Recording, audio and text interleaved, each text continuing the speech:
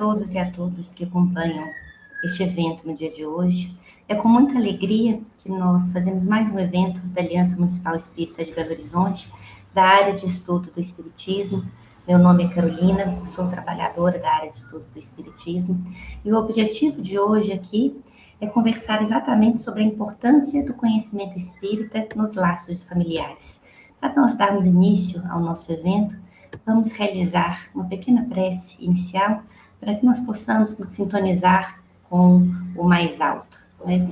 Então, neste momento, em prece, nós elevamos o nosso pensamento, pedimos a Deus que nos ampare, que esteja conosco, nos acompanhando dia a dia, nos fortalecendo, e pedimos então, o Pai nosso que estás nos céus, santificado seja o vosso nome, venha a nós o vosso reino, seja feita a tua vontade, assim na terra como nos céus. O pão nosso de cada dia nos dai hoje, perdoai as nossas ofensas, assim como nós perdoamos a quem nos tem ofendido, Senhor. Não nos deixeis cair em novas faltas, mas livra-nos do mal, hoje e agora e sempre, que assim seja. Então, no dia de hoje, para nós conversarmos sobre a família, esses laços familiares, a importância do estudo espírita, junto ao esse nosso desafio, né, nós vamos convidar a Nájila Loureiro para estar junto conosco aqui. Por favor, Nájila, seja muito bem-vinda. Ei, Carol, muito obrigada. E hoje nós vamos falar sobre a família, não é? Eu queria te convidar para a gente começar a falar um pouquinho, né? Porque a gente fala assim, por que o dia 8 de dezembro? A gente conhece muitas datas, e 8 de dezembro é exatamente uma data que foi estabelecida pelas Nações Unidas para falar exatamente sobre essa importância das questões dos relacionamentos. Hoje já é conhecido a importância isso para a nossa sociedade, dessas relações familiares, e é comemorado esse Dia da Família. E nada mais importante do que isso, nós também estarmos conectados com essa data também dentro das instituições espíritas, dentro das outras áreas também, porque nós temos a família como esse núcleo, né? Também dentro da casa espírita. Nós falamos muito dos nossos grupos de estudo, dos nossos núcleos de grupo de estudo dentro das casas espíritas, mas a família é um núcleo primordial e faz parte também da casa espírita, não é? Aí hoje o intuito nosso é a gente conversar um pouco a respeito dessa importância e chamar atenção para que nós estejamos mais juntos, mais unidos, não só unidos enquanto trabalhadores espíritas, mas unidos em família como trabalhadores espíritas. Isso mesmo. Olá, meus amigos, meus irmãos. Hoje nós estamos aqui, né, para falar um pouquinho da importância da família como célula máter da sociedade. Nós, espíritas e cristãos, entendemos que a família é o alicerce para a educação do espírito imortal. A família é a base que o espírito imortal necessita para a sua caminhada de encontro à sua evolução, ao seu aprimoramento. Então, aproveitando a oportunidade que a área da família, a FAM, está lançando estadualmente, né? Eu não sei se nacionalmente, mas eu tenho certeza que todo o estado de Minas Gerais, uma campanha que é o CFAM, não é? É ser família, a importância da família, e entender que a instituição espírita, a casa espírita, o centro espírita, precisa ser, de fato, a extensão do nosso lar, a extensão da nossa família. Eles lançaram um projeto para que cada instituição espírita, cada federativa, aproveitasse a oportunidade da data para falar da importância da família na sociedade. E hoje, especificamente, a área de estudos vai falar um pouquinho da importância do estudo, do conhecimento espírita, do conhecimento do evangelho, da importância do conhecimento, digamos assim, dos valores morais, do entendimento, para que a gente possa estreitar os nossos laços familiares e entender os desafios familiares. E esse é o objetivo, vai ser uma conversa bem informal, a área de estudo recebeu algumas questões, algumas perguntas, e nós vamos aproveitar aqui o momento para refletir um pouquinho. Muito obrigada pelo convite, Carol. Seja muito bem-vinda mais uma vez. E eu acho que quando a gente fala de família, dentro dessa reflexão, a família e o conhecimento espírita, nós, enquanto espíritas, acho que a primeira questão que nos vem é colocar exatamente qual que é o papel da família na, na sociedade, né? Será que a família realmente é a base da sociedade, como muitos têm dito hoje? E entendendo essa base da sociedade, aí a gente já fala, será que ela é uma instituição divina? Porque nós estamos aqui enquanto espíritas. Será que a gente pode dizer também que, além de uma base da sociedade, ela é uma base também da instituição divina, enquanto encarnados aqui no plano material? Olha, com certeza absoluta. Inclusive, Emmanuel nos coloca que de todos os institutos sociais existentes, o mais importante é a família, depois da humanidade, não é? Por quê? Porque é na família que o espírito imortal, ao reencarnar, ele vai ter o primeiro contato, digamos assim, com valores morais que vão direcionar a vida dele inteira terrena, cujo objetivo maior de aproveitar a reencarnação é justamente evoluir, progredir. E quem vai dar esse instrumento para esse espírito? É justamente a família, a orientação moral da família. Então, é por isso que, mesmo na área acadêmica, entre os sociólogos, antropólogos, nós sabemos que a família é a célula máter da sociedade, porque é ela que vai produzir os homens que vão governar essa sociedade. Então, o homem, ele é, na realidade, produto da sua família, não só produto do meio, não só produto da cultura. O meio social interfere, a cultura interfere, o grupo que ele faz parte interfere. Mas aquele que vai dar para ele 90% da sua formação moral, das suas características, é a família. Então, em toda a literatura espírita, nós temos nas obras de Emmanuel e nas obras da codificação, no Livro dos Espíritos, por exemplo, várias questões que tratam da questão da família. A influência dos pais na vida do espírito, se a paternidade de fato é uma missão, qual seria, não é, o relaxamento dos laços familiares, a necessidade da monogamia, não é, e a importância da monogamia para a formação dessa família, a necessidade de uma educação moral para o espírito dentro da família. Então, sem dúvida nenhuma, a família é a base da sociedade, sim. E o reflexo da sociedade vai refletir justamente como é que a família está hoje. Inclusive, eu brinco, se a gente quer entender o que acontece com a sociedade, é só entender o que está acontecendo com a família. Porque é simples, uma família desestruturada, a gente tem uma sociedade cambaleante, né? A gente tem uma sociedade também desestruturada. Uma cultura que vai degenerar, e é o que nós estamos vivenciando hoje. E uma civilização que acaba se corrompendo. E isso não é só uma definição, uma reflexão religiosa, filosófica, não. Isso no meio acadêmico, na área de humanas, isso é muito claro para a gente, né?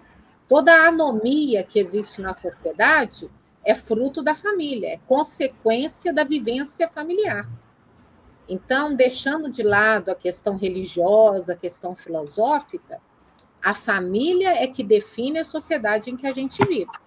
E a sociedade, toda essa sociedade, principalmente a sociedade atual, tem sofrido consequências graves relacionadas a isso, porque a família tem sido, a base familiar tem sido deixada de lado, né? E é interessante quando você fala isso, a gente vai falar um pouco mais para frente sobre esses desafios na sociedade atual da família. Mas é interessante que quando nós propomos essa conversa, pedimos aos nossos companheiros que nos enviassem várias perguntas, né, porque falar de família é falar daquilo que a gente sente, das nossas necessidades, dos nossos desafios, muitas vezes diários. E dentro desses desafios, uma das perguntas que nos foi mandada era exatamente perguntando a respeito da família, se a família realmente é essa primeira escola. E aí a gente sabe que, de fato, ela é a primeira escola que nós temos.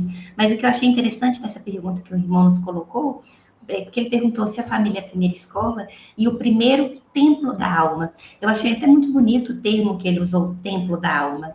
Eu acho que a gente pode conversar um pouco sobre isso, né? Porque nós sabemos o papel da família enquanto educação, tanto a educação moral, né, quanto a educação no meio social que nós nos colocamos hoje, mas ele nos coloca aqui não só como a primeira escola, ou seja, ele nos fala, nos pergunta a respeito dessa primeira escola no mundo material, na sociedade que nós estamos inseridos, que nós vivemos, e nos pergunta sobre, além de ser primeira escola, na matéria, digamos assim, é o primeiro templo da alma, ele nos coloca dessa forma a pergunta. Eu achei, inclusive, muito bonita a forma que ele colocou essa pergunta para nós.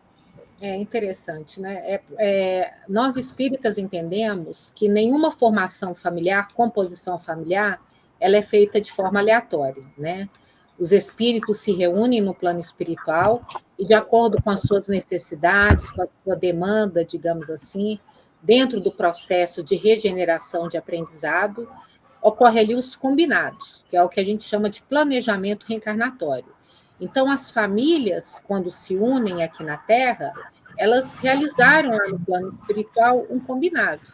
E muitas vezes os laços não são apenas de espíritos simpáticos, mas são de espíritos que estão passando por necessidades, por provas dolorosas, né?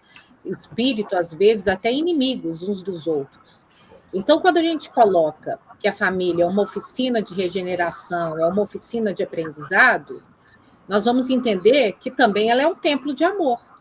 Então, provavelmente, ele colocou essa questão de templo de alma, é porque na família é onde a gente aprende a lidar com os primeiros desafios e conflitos, né? Não só íntimos, mas também exteriores. Então, a família não é só dificuldade, não é só sofrimento, na família não é só um processo de reajuste para os espíritos, mas a família também é amor, é acolhimento, é apoio, é carinho. Mesmo na união de espíritos antipáticos, vivenciando muitas dificuldades na convivência, no relacionamento familiar, a questão consanguínea está presente e fortalece esses laços, né?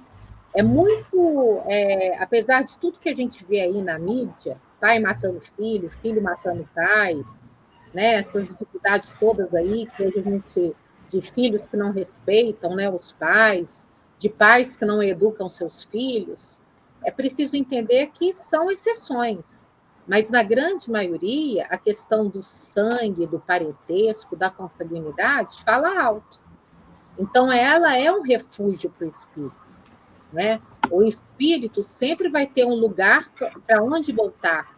Ele sempre vai ter alguém que ele, sem dúvida nenhuma, vai poder contar, que é aquele seio familiar. Apesar de todos os conflitos, desavenças, dificuldades, ele sabe que pode contar com a família, apesar de tudo isso. Então, eu acho que nesse sentido foi que o irmão fez, né? É o templo da alma.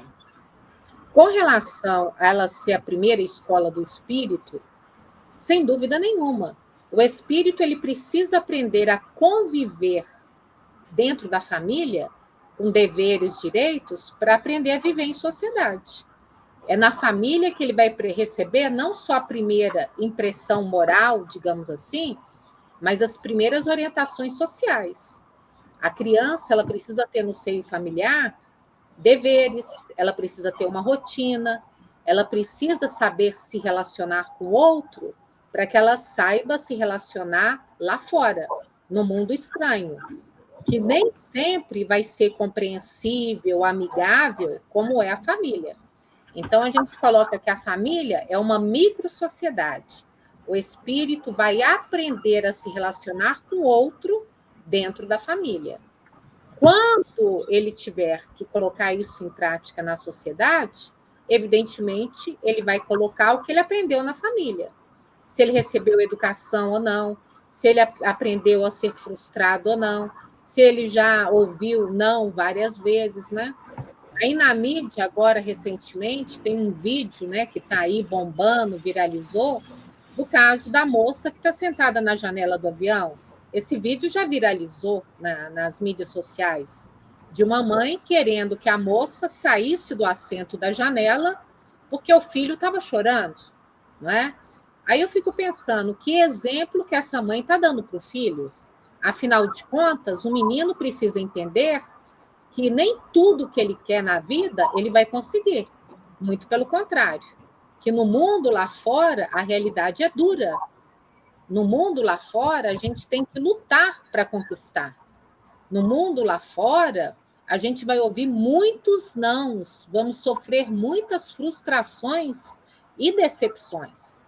Agora, uma mãe constrange uma moça porque a moça que pagou para ficar no assento da janela foi constrangida e assediada porque o menino estava chorando e fazendo pirraça. Aí o pessoal me pergunta, Nájila, mas se for uma criança, às vezes, atípica, que não era o caso, já foi constatado que a criança não era atípica. Mesmo se fosse uma criança atípica, que os pais, então, providenciassem, já sabendo das necessidades especiais do filho, já providenciasse a compra da janela do avião. Mas por que constranger uma pessoa no direito dela, num assento que foi comprado, para satisfazer a vontade de um filho? E é o que a gente está vendo hoje aí. Pais e mães satisfazendo os filhos em tudo. Essas crianças não sabem lidar com as frustrações. Como é que elas chegam na sociedade? Fracas. Como é que elas chegam na sociedade? Completamente dependentes emocionalmente. Não vai saber lidar. Então, a família tem que ensinar o filho a viver socialmente. E viver socialmente é decepção, frustração, luta, né? Isso é que viver socialmente, é conquista, é muito trabalho, é respeito, é lidar com as diferenças.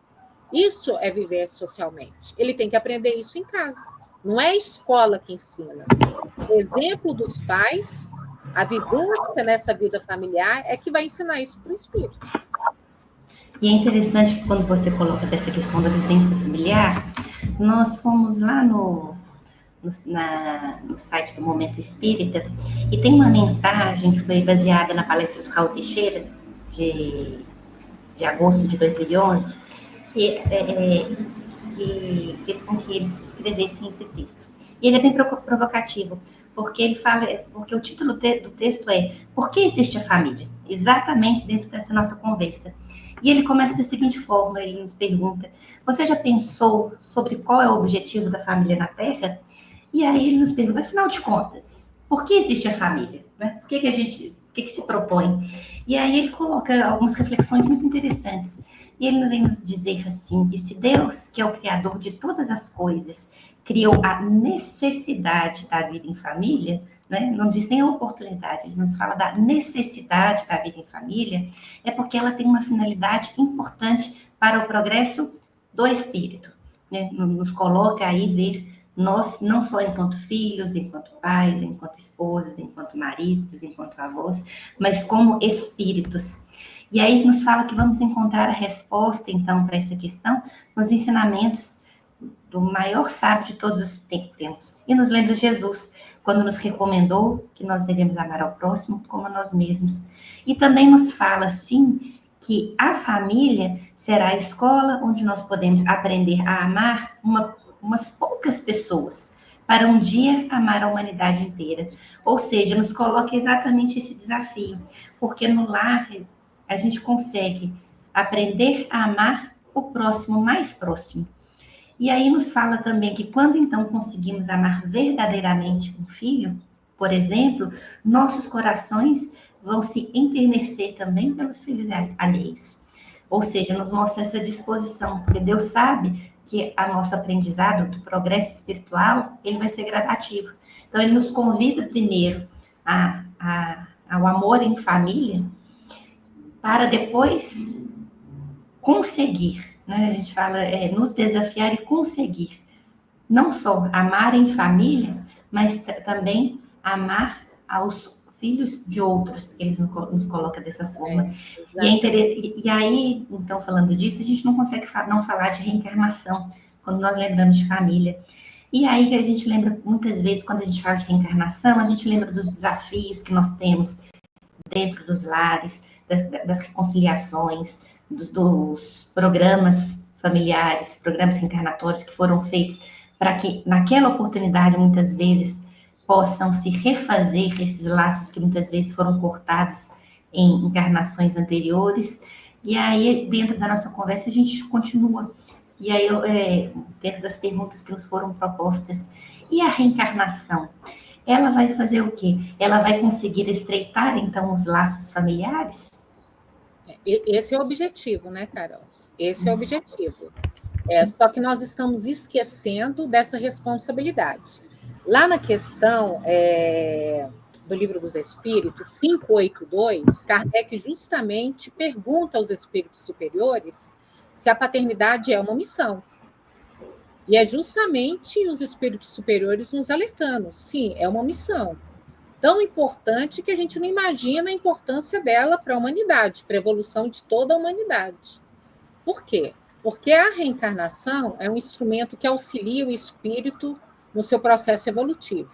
Isso é lei natural, isso é lei divina, lei universal. Quem é que vai instrumentalizar o espírito? É a família. E a reencarnação, o objetivo da reencarnação é ser um facilitador também, de unir aqueles espíritos que vão poder se auxiliar aqui na vivência familiar. Então, é aquele filho que vai ter o pai e a mãe que precisa. É a mãe e o pai que vai ter aquele filho que precisa. Então, tudo é combinado. Tudo é de uma forma organizado, ajeitado, para que os espíritos dessa família possam aproveitar ao máximo a oportunidade da reencarnação. E cada um já vem com papel pré-definido. O pai tem que ser pai, a mãe tem que ser mãe, tem que exercer essa função através da hierarquia, através, sim, do poder, da autoridade. Não é autoritarismo, é autoridade. Porque aquele filho que ele tem, aquele filho precisa da força, da firmeza daquela mãe, daquele pai. Só que o que está acontecendo hoje? Nós estamos nos esquecendo dessa responsabilidade, dessa missão que foi nos dada, não é? De exercer essa autoridade, exercendo a função de pai e mãe. Então, a gente está deixando os nossos filhos soltos no mundo, como se eles fossem conseguir, por exemplo, aprender sozinhos. E esse não é o objetivo. Quando foi feito o planejamento reencarnatório de cada um, atendendo à necessidade de cada um, e é por isso que aqueles espíritos estão ali juntos. Então, por exemplo, imagina uma família que tem mais de 1 ou 2 filhos autistas, né? Inclusive, eu convido a todos para participarem da semana da Feira do Livro Espírita, no Grupo Sheila, e um dos temas que nós vamos trabalhar justamente, né, hoje, mais tarde, é o autismo na família. Imagina uma família que recebe não uma, mas 2, 3 crianças autistas. Imagina a programação reencarnatória. Imagina a força desses pais para poder receber esses espíritos. Aí vocês vão me perguntar, Nájila, mas isso é expiação? Não. Nem sempre os desafios que a vida nos apresenta está relacionado à expiação, provação, não. Vamos lembrar que reencarnação, gente, é progresso e evolução. Às vezes o espírito pede essa prova para ele avançar mais rapidamente no seu progresso. Mas ele precisa de estar junto de outros espíritos mais fortes do que ele para que ele possa dar conta do recado aqui. Então, você imagina a força de um pai, de uma mãe, para dar suporte a esses espíritos que ele recebe com o espectro autista, né? São verdadeiros missionários. Eu conheço família que todos os filhos, são 5, 6 filhos, apresentam uma certa dificuldade, deficiência física. Um cego, um surdo, um com paralisia cerebral. Gente, a força desses pais. E é uma família unida, uma família amorosa. Eles não abandonaram nenhum filho, eles não entregaram nenhum filho à instituição. Para o espírito que está ali, para aquele espírito que está ali, é uma alegria, um regozijo, porque ele está se libertando de todas as amarras que ele tem e ele está avançando rapidamente para o progresso. Então, quando a gente olhar de longe para uma família e ver aquela família enfrentando tantas atribulações, a gente não tem que olhar com olhar de dó, né, de tristeza, ou aquele pensamento espírita, que espírita tem mania, né? Qual que é a causa? Será por que está passando por isso? Gente, todos nós estamos reencarnados aqui sob uma lei de causa e efeito. Todos nós. Então, quando a gente olhar para essa família com essas atribulações, é entender que age ali uma lei de causa e efeito, como age na nossa própria família, só que eles estão avançando a passos largos. Se eles estiverem fazendo tudo direitinho, eles estão avançando a passos largos à evolução, ao aprimoramento individual.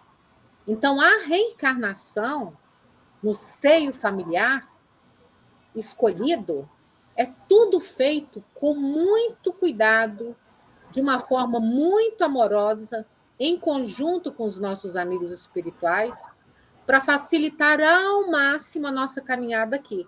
Ao contrário de que muitos acham que é imposto, né? Que nós não temos escolha.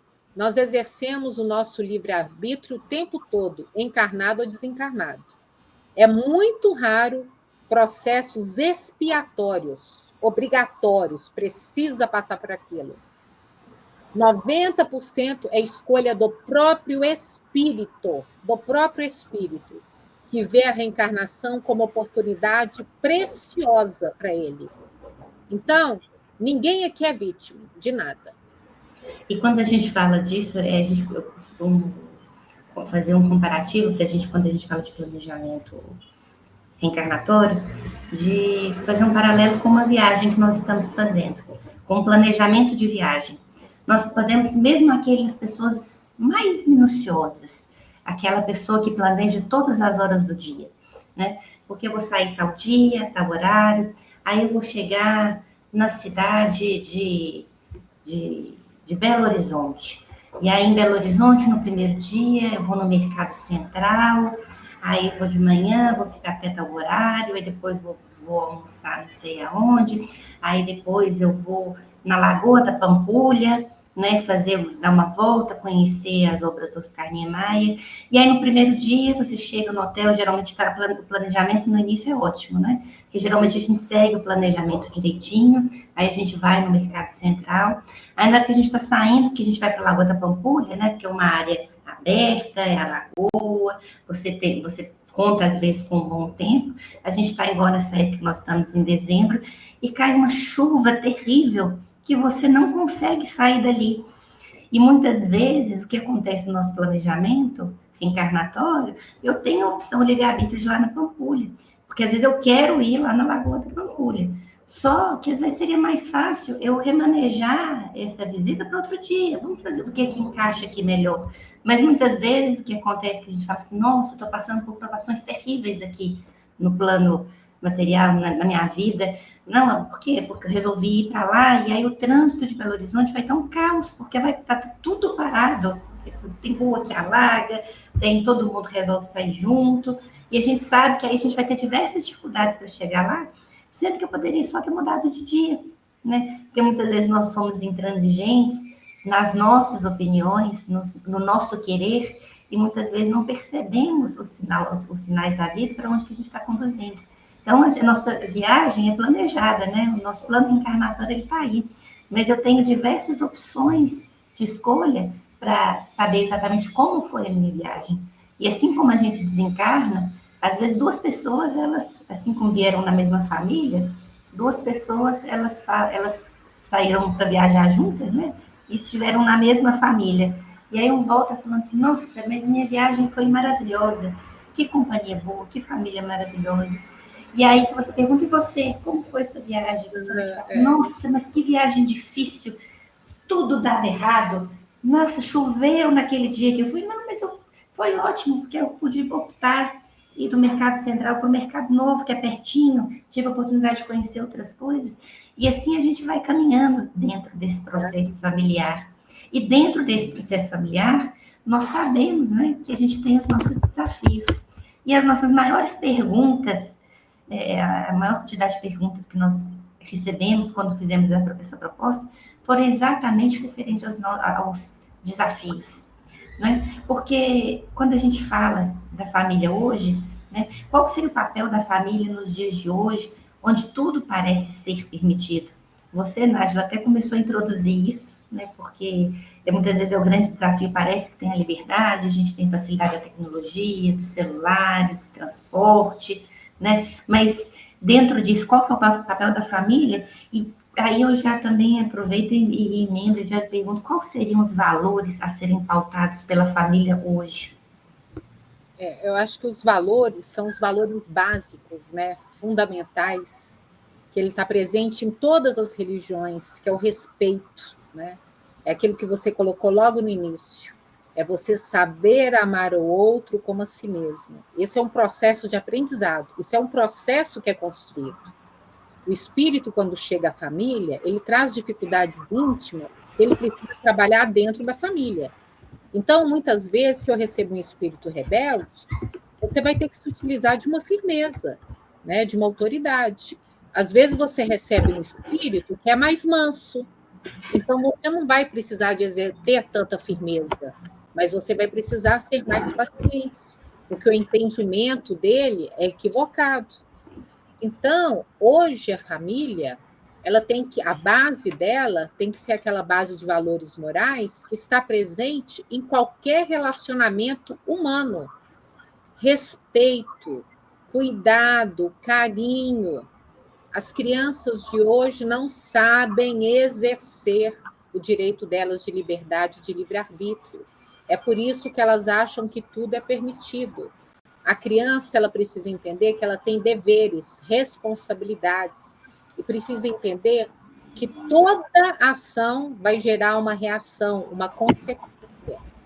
Ele não tem isso em casa, né? Então, um exemplo aqui. Às vezes, um menino vive sendo reprovado.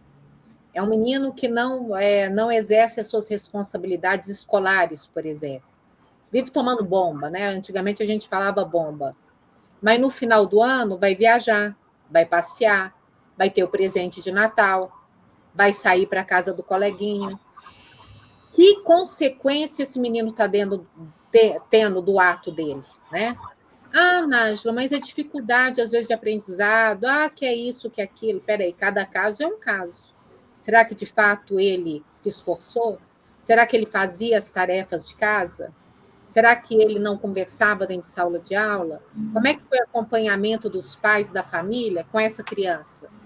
Muitas vezes a criança vem num processo de repetir, porque a escola não está atendendo, né? Não está tendo cuidado de observar as dificuldades da criança. Mas pai e mãe não sabem disso porque não acompanham a vida escolar.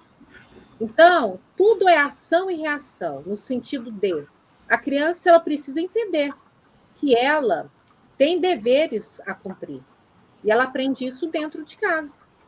Então, é o básico, saber viver e conviver com o outro. É o básico de respeito a pai e mãe, aos adultos.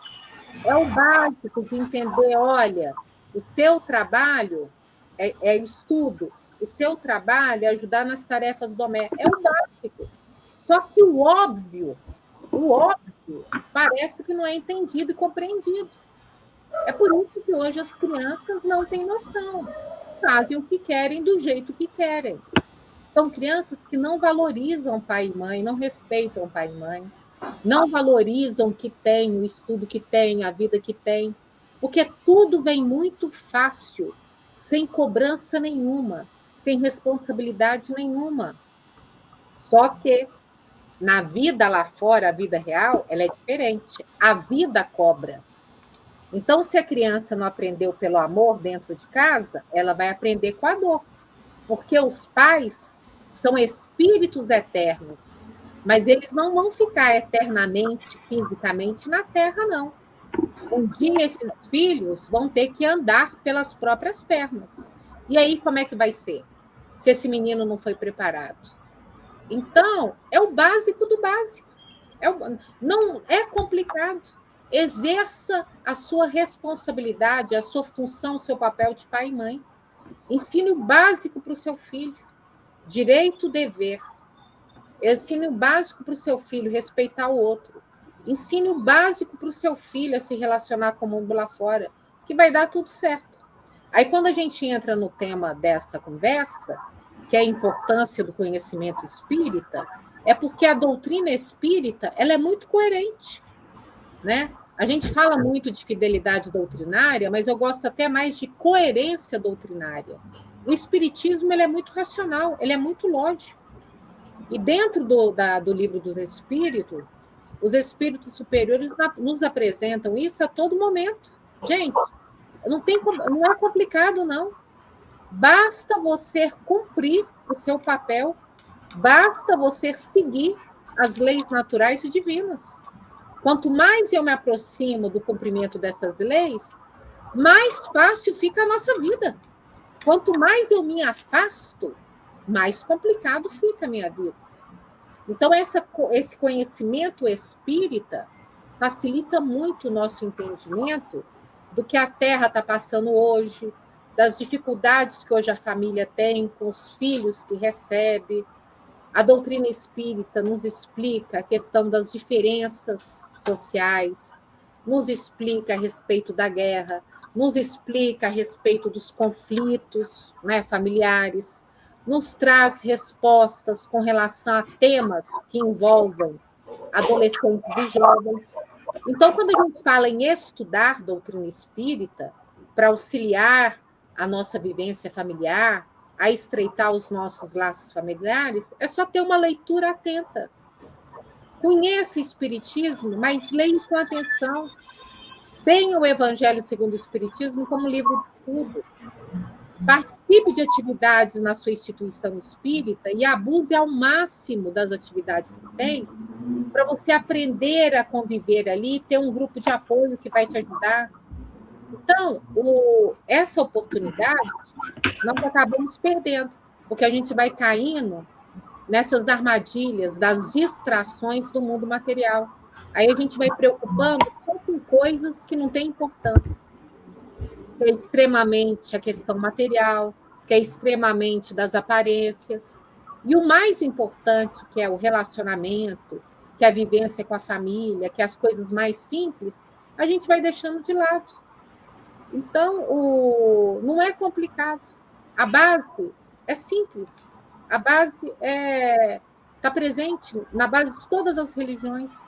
Amor, carinho, cuidado, afeto, respeito. É o básico do básico. Mas nem isso os nossos espíritos estão recebendo.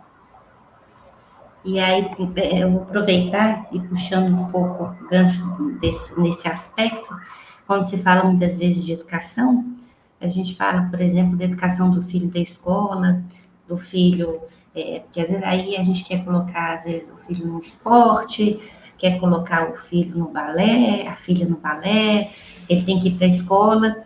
E aí, quando a gente fala, por exemplo, da questão da evangelização infantil, o filho vai, muitas vezes, se ele quiser, eu não levei meu filho porque ele não quis. A gente sabe que todo mundo tem as suas dificuldades, mas aí a gente aproveita, já que a gente está falando de família, deste momento, para destacar a importância da evangelização espírita, porque quando nós falamos de conhecimento espírita, muitas vezes nós estamos direcionados aos pais, aos adultos, muitas vezes até o jovem, mas a gente tem que lembrar a importância também do conhecimento espírita para a criança, porque isso também ajuda na sua base de construção, né? Porque se a gente brinca, se o filho não quer ir para a escola, é claro que a gente vai levar o filho para a escola porque ele precisa de uma educação, né?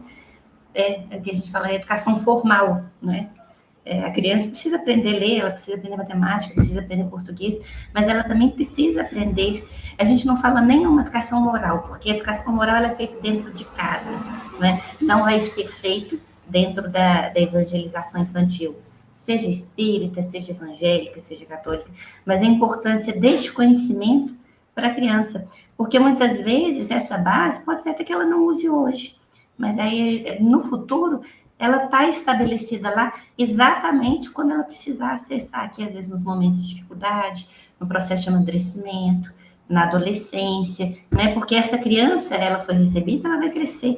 A importância da evangelização espírita nesse processo, de levar a evangelização, a gente ressalta sempre, porque é importante, como parte da formação também daquela criança.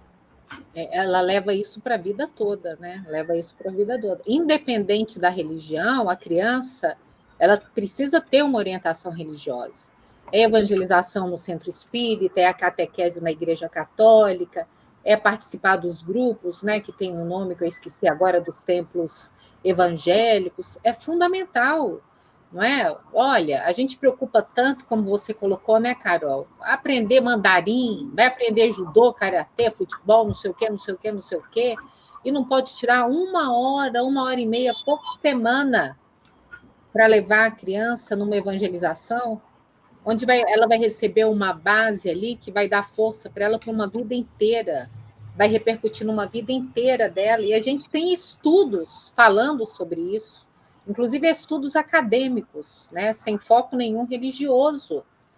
Tem uma das pesquisas que foi feita nos anos 70, mostrando que proteção ao sofrimento mental, ao transtorno mental, a base foi religiosa.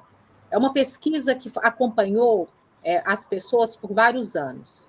Aí eles perceberam que a única variável que estava presente como fator de proteção foi o contato que essas pessoas tiveram na infância, contato que elas tiveram com uma religião, que não foi dinheiro, não foi instrução, não foi vida familiar, não foi cultura, não foi meio ambiente.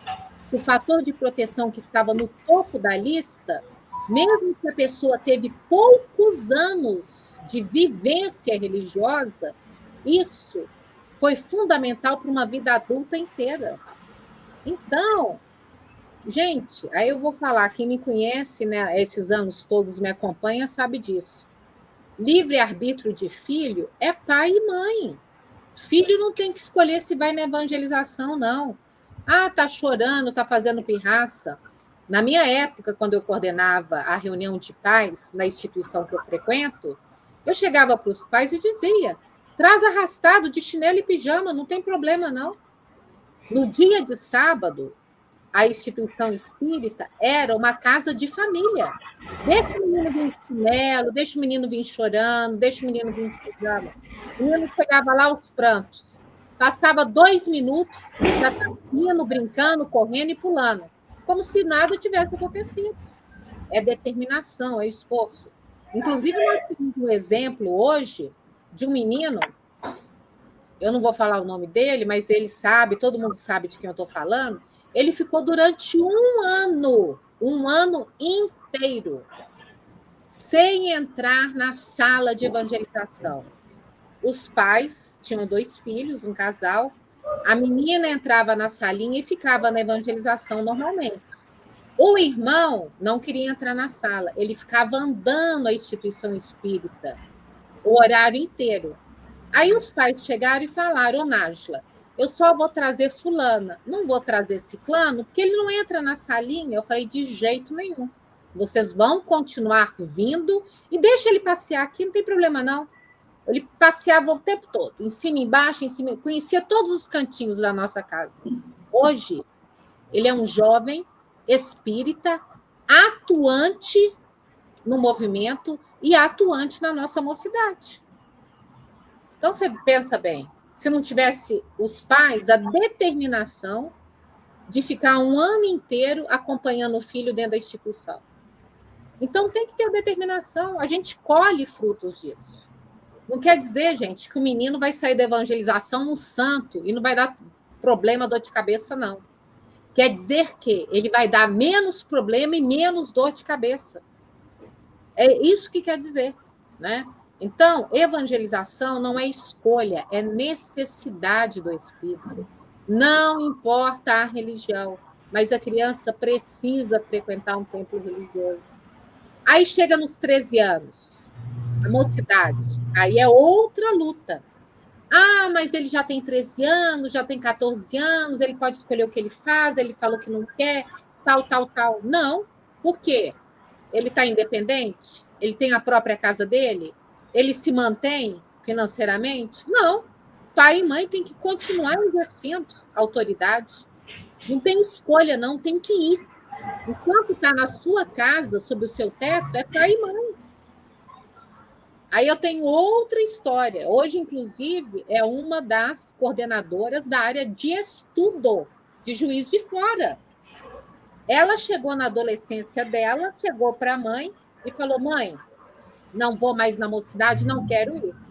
A mãe, os pais falaram: não, muito bem, uai, então não precisa ir, não, pode ficar em casa. Aí, quando eles retornaram da mocidade, ela estava aprontando para sair para uma festa. Aí o pai e a mãe chegou e falou assim: não, você também não vai para a festa, não, uai. Se você não tem tempo para ir num templo religioso, você também não vai ter tempo mais para sair para a festa, para nada, não.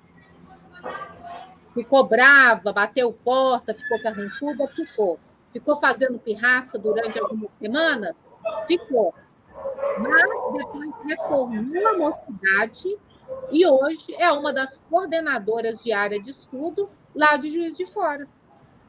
Então é assim, a persistência e a determinação. Pai e mãe precisa ter isso, gente. Pai e mãe tem que aceitar choro, o menino chora, faz pirraça mesmo. Chega na fase de adolescência, vai fechar a cara, vai pisar, né? Como é que se dá aqueles pisão lá, né? Bater no pé, vai bater porta de quarto. A gente tem que aprender a conviver com isso.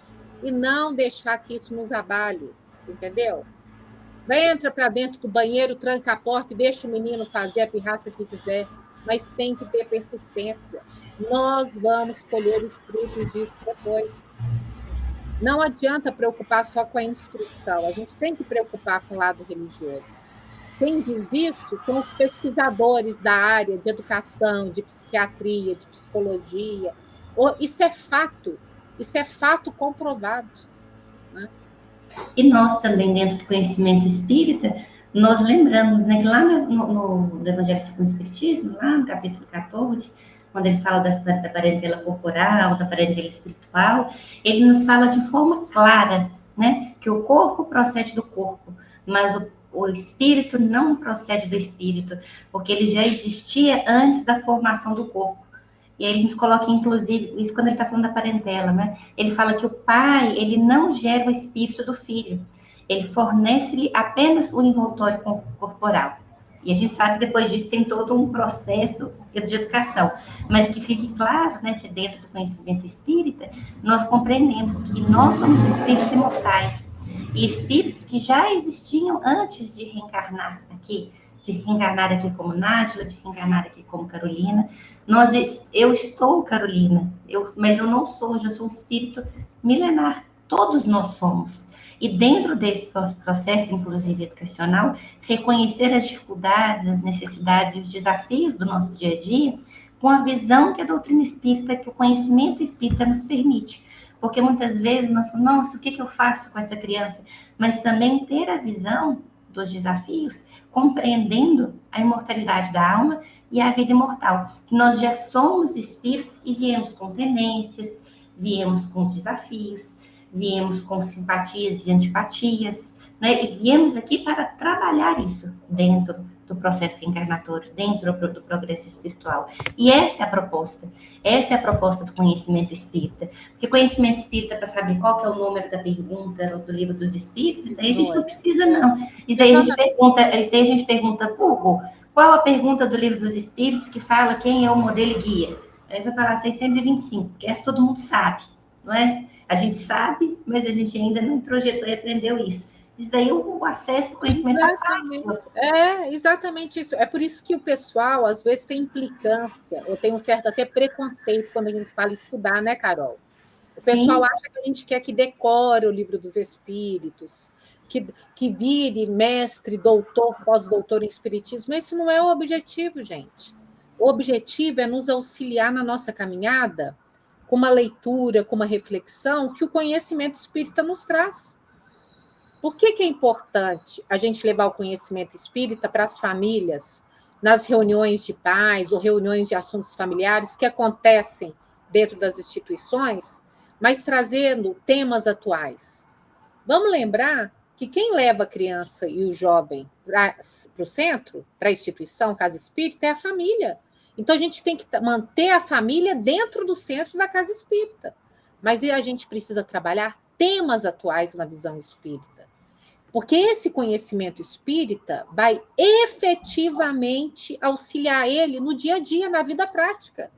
Ele não quer saber o número da pergunta, ele não quer saber o que é caridade, o que é fé, ele já sabe, conhece. Ele quer saber efetivamente o que o conhecimento espírita vai modificar o meu dia a dia. De que forma eu vou usar o espiritismo dentro da minha família, nos meus desafios, nas dificuldades que surgem. Essa proposta da área de estudo é justamente de que, olha, vamos nos unir, nos auxiliar, estudando em grupo, refletindo sobre essas questões, que a gente vai encontrar o melhor caminho. Não é a resposta, o melhor caminho, né, que a gente vai ter a percorrer. Então, estudar conhecimento espírita é isso. É igual a Carol falou. Eu não quero saber se você sabe o livro de cor. Eu não quero saber se você sabe o número da questão. Tem gente que cita, né, capítulo, versículo, tem memória fotográfica.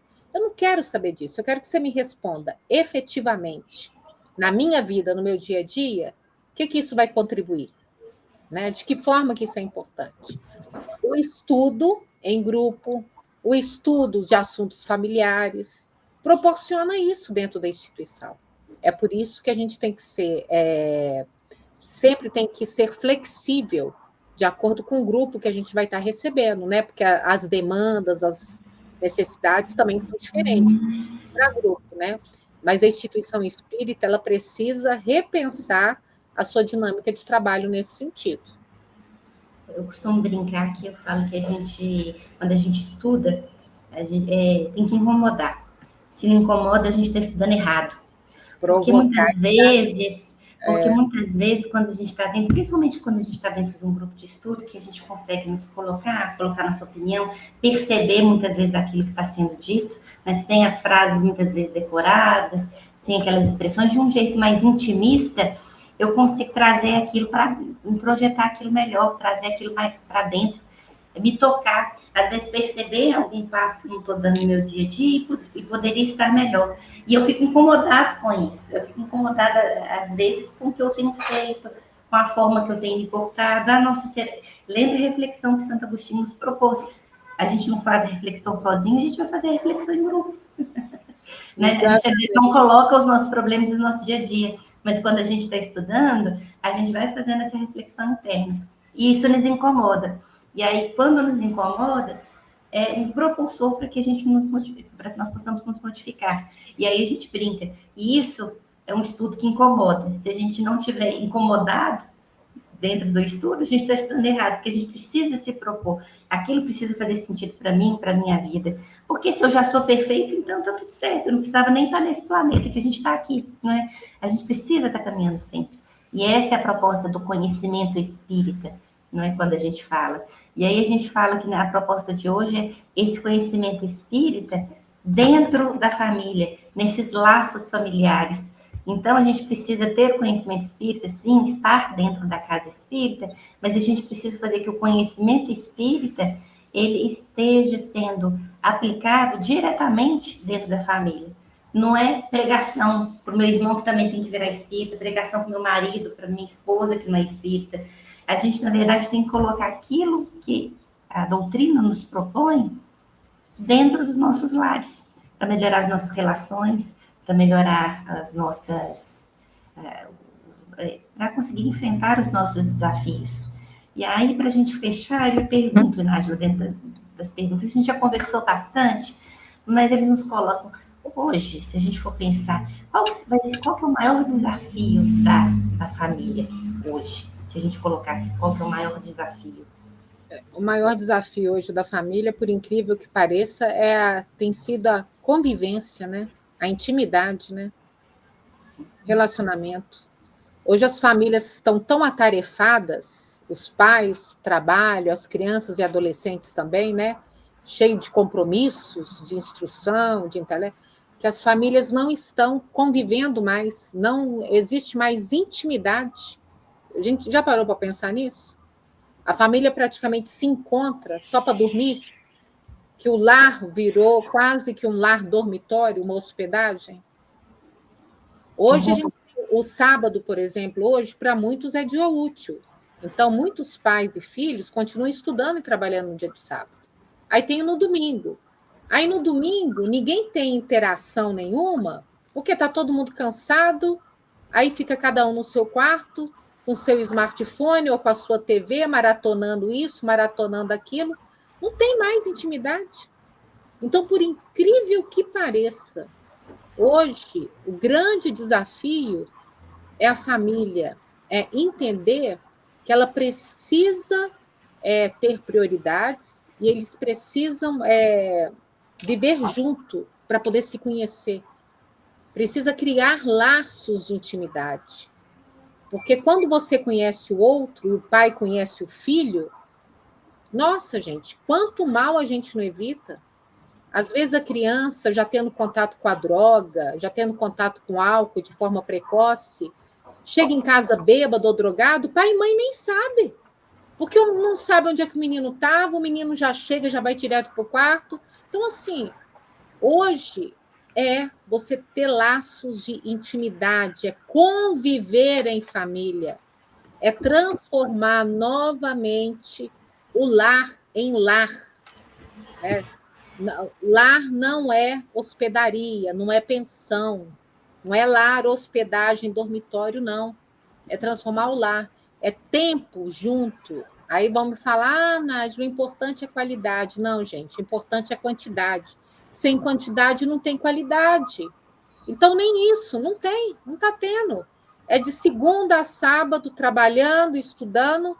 Aí chega no domingo, ninguém tem tempo para ninguém. Cada um vai fazer suas próprias coisas, acabou, não tem. Aí segunda começa tudo de novo.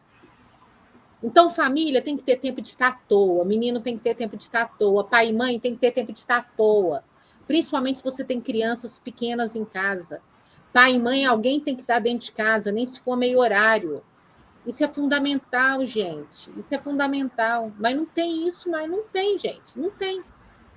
Então vamos parar para pensar, né? Eu acho que hoje esse é o maior desafio. Carol, muito obrigada. Um pouquinho antes, só uma deixa, quando a gente fala de tempo em família, eu lembrei aqui, não tem como a gente não falar do culto do Evangelho do Lar, a importância do culto do Evangelho do Lar. Muito bem. Porque se a gente está falando de tempo em família, né, antes da gente encerrar, porque é fundamental. Né? E lembrando aqui, Carol, independente da idade das crianças, porque às vezes a pessoa pensa em evangelho no lar, acha que tem que ser aquela coisa assim, todo mundo sentado na mesa, direitinho, calado, acabou, vão concentrar. Não, gente. Principalmente quem tem criança pequena, o menino pode estar com brinquedo, pode estar sentado no chão, pode estar desenhando, pode estar com a bonequinha, pode estar com a massinha. Você pode realizar o evangelho no lar, na cozinha, no banheiro, no quarto, onde for. O importante é reúna a família no mesmo dia da semana, no mesmo horário, 10 minutinhos, 15 minutinhos ali, oração inicial, uma leitura, um breve comentário, uma prece final. À medida que as crianças forem crescendo, elas podem participar, lendo, comentando, mas o evangelho no lar é momento de família, não é momento formal, não é momento de estudo e nem conselho familiar, né? Porque os meninos vão crescendo, aí o evangelho no lar transforma em conselho. João, essa mensagem aqui caiu para você, né, meu filho? Lembra que você aprontou essa semana? Aqui, ó, para você. Não, evangelho no lar não é conselho familiar. E também não é estudo. Para aqueles papais mais assim, estudiosos, que gostam de leitura, não é ler 2, 3, 4, 5 páginas, não, gente. Menino nenhum vai querer participar disso, não. Leitura pequena, breve, comentários pequeno, breve. Evangelho é evangelho no lar. Então, fica essa dica. Gente, muito obrigada, viu, pelo carinho, pela presença de todos. Que o 8 de dezembro seja, de fato, um momento de reflexão para a gente parar e olhar para dentro de nós, né? O que eu tenho feito e contribuir para fortalecer os laços familiares. E como espírita, educadora, tarefeira espírita, cristã, o que cada um de nós tem feito nesse sentido? Que 8 de dezembro seja um momento de reflexão. Muito obrigada, Carol. Eu que agradeço, Nájila, né, a nossa conversa, porque esse mesmo momento de conversa é um momento mais, assim como do estudo, da reflexão, nós refletirmos a importância desses momentos familiares e do papel da família dentro da casa espírita, inclusive para os dirigentes também das casas, para que eles estejam mais juntos, porque quando a gente fala como é fundamental ter a família, nós comentamos aqui de levar a criança na evangelização, seja espírita, seja católica, seja evangélica. A gente lembra, por exemplo, como que os nossos irmãos evangélicos conseguem reunir muitas vezes as famílias tão bem, porque eles se preocupam com isso. Nós precisamos, a gente brinca que a gente não precisa fazer o mesmo, fazer as mesmas atividades da mesma forma, mas estar atentos a isso, porque quando a gente cria um ambiente agradável para a família na casa espírita, a família também se reúne ali. Exato. E nós lembramos que a FEB, ela tem as campanhas permanentes, né? O melhor é viver em família, né? Eu aperte mais esse laço exatamente destacando a importância, e também a campanha permanente do Evangelho no lar e no coração, porque isso nós precisamos colocar o Evangelho dentro de cada lar que nós temos, né? De cada um de nossos lares. E nós lembramos que o quinto, né? A gente está com a Semana da Família, o quinto Cefam. O Cefam é o ser em família, não é só o estar na família, passar na família, é o ser família. Que nós consigamos ser verdadeiramente família. Né? Muito obrigada mais uma vez. Nájila, vou pedir para você fazer a prece final para a gente encerrar a nossa. Faço sim. Mais uma vez agradecendo a oportunidade de estarmos aqui reunidos, né, no santo nome de Deus, nosso Pai amoroso, misericordioso, agradecendo ao espaço oferecido pela Aliança Municipal Espírita, para que possamos estar sempre juntos no nosso propósito maior, Senhor, de servir, de aprender, agradecendo a presença dos nossos bondosos amigos espirituais, que todos nós possamos sair, né, fortalecidos, determinados, apesar dos desafios e das dificuldades, em sempre ser família. Obrigada, Pai.